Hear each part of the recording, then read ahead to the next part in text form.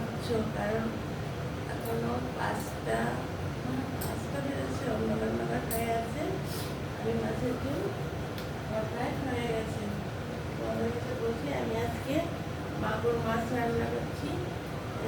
আজকে মাগুর মাছটা করছি সিম আলু দিয়ে। অন্য কিছু দেখিয়েছি কাঁচা কলা দিয়ে, পেঁপে দিয়ে, দিয়ে সিম আলু দিয়ে। দেখো মাগুর মাছটাকে আমি বাজার থেকে এইভাবে কেটে আনা হয়েছিল, তারপর মিডিয়াম মানে সেই কড়াও না আবার সেই কাঁচাও না, মোটামুটিভাবে ভেজে নেওয়া হয়েছে। আর আলুগুলোকে সেদ্ধ করে ভেজে নেওয়া হয়েছে। সিমগুলিকে এই সাইজে কেটে নিয়ে, বুঝতে পারছি, এই সাইজে ভালো করে কেটে নিয়ে ভালো করে নুন হলুদ দিয়ে ভাজা হয়েছে।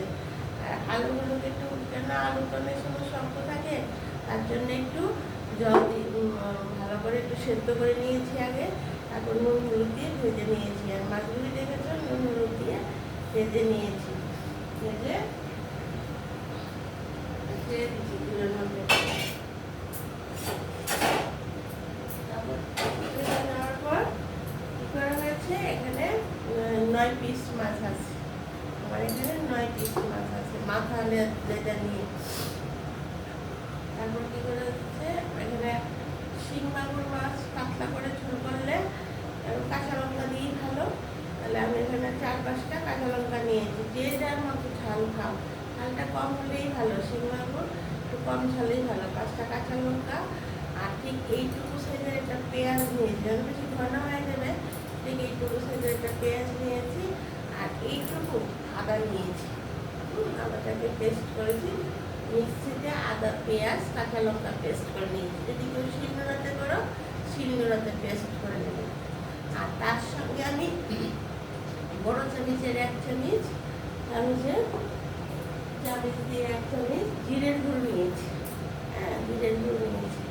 আর স্বাদ মতো, যে যা স্বাদ মতো নুন হলুদ দেবে, বুঝতে পেরেছ। পেঁয়াজ, কাঁচা লঙ্কা, আদা আর 1 চামচ জিরে। আর কড়াইয়ের মধ্যে যে লাল তেল খাবে লাল তেল, যে সাদা তেল সাদা তেল, যে যার পরিমাণ মতো দেবে। শিং মাগুর মাছ কম তেলেও ভালো লাগে, বেশি তেল দিতে হয় না। তারপরে একটু কালো জিরে ফোড়ন দিয়েছি। তেলটা যখন গরম হয়েছে, কালো জিরে ফোড়নে দিয়ে দিয়েছি। তারপর ওই যে মশলাটা পেস্ট করেছিলাম, পেঁয়াজ, আদা, কাঁচা লঙ্কা আর 1 চামচ জিরে নিয়েছিলাম। তোমরা জিরে গুঁড়ো দিতে পারো, কেউ যদি পেস্ট করে খাও পেস্ট দিতে পারো। তো আজকে তো জিরে গুঁড়োই খায়। তার সঙ্গে নুন হলুদ পরিমাণ মতো দিয়ে মশলাটাকে কী করবে, ভালো করে তেলের মধ্যে অল্প একটু জল দিয়ে ভালো করে কষিয়ে নেবে। কষানোর সময় সিম আলুটা আলাদা করে আবার ভেজে রেখে দেবে। মাছটা যখন ভেজেছ তখন সিম আলুটাও ভেজে রেখে দেবে। তারপর সিম আলুটাও কষানোর মধ্যে দিয়ে দেবে। তারপর পরিমাণ মতো ঝোল দিয়ে দেবে, কারণ শিং মাগুর মাছ কিন্তু একটু পাতলা পাতলা ঝোলেই খায়, যেটা ঘন করে না। ঝোল দিয়ে দেবে, ঝোল দিয়ে মাছটা আবার ছেড়ে দিলে, তারপর মাছটা যখন একটু ভালো করে ফুটবে, কারণ শিং মাগুরের যেরকম খেতে টেস্টি, আবার গুণও তো প্রচুর, মাছটা থেকে তো রসটা বেরোতে হবে। তখন যখন এটা ফুটে উঠবে ভালো করে, তখন তোমরা যখন আলুটাকে দেখবে একটু ভালো করে হয়ে গেছে, সিমটা হয়ে গেছে, তখন সেটা নামিয়ে নেবে। এটা কিন্তু আবার, আর যদি কেউ মাখা মাখা খুব কম করে মাখা মাখা পছন্দ করে, এটা শিং মাগুরটা একটু ঝোল ঝোলটাই ভালো লাগে। তোমাদেরকে আমি নামিয়ে দেখাচ্ছি শিং মাগুর মাছ হয়ে গেছে। পুরোটা মুখেই তো বলে দিলেন কীভাবে করবে, দেখাতে গেলে তো অনেক টাইম লেগে যাবে।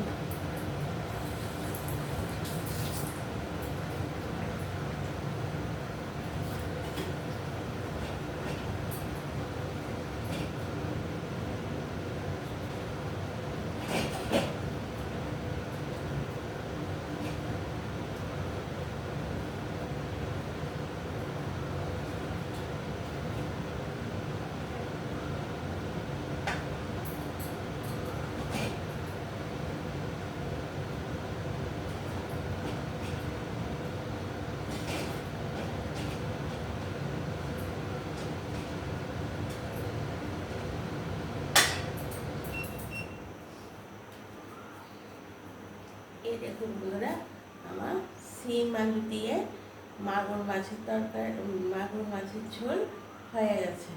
হ্যাঁ, তোমাদের যদি আমার রেসিপিটা পছন্দ হয়ে থাকে, তোমরা আমি যেভাবে যেভাবে বললাম সেভাবে করে খেয়ে দেখো, খুব ভালো লাগবে।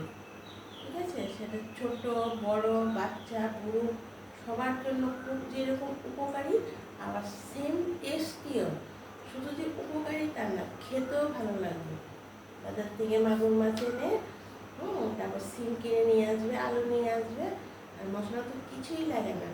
এই প্রায় 9 পিস মাছে আমি ছোট্ট একটা পেঁয়াজ দিয়েছি, কাঁচা লঙ্কা, আদা, ওই সব পেস্ট করে, আর সঙ্গে একটু জিরের গুঁড়ো দেবে, তেলের মধ্যে দিয়ে কষিয়ে তারপরে এই সিম আলু ভাজাটা আর মাছটা ভেজে রাখবে যে সেটা ঝুলে দিয়ে তারপরে এরকম হয়ে গেলেই সঙ্গে সঙ্গে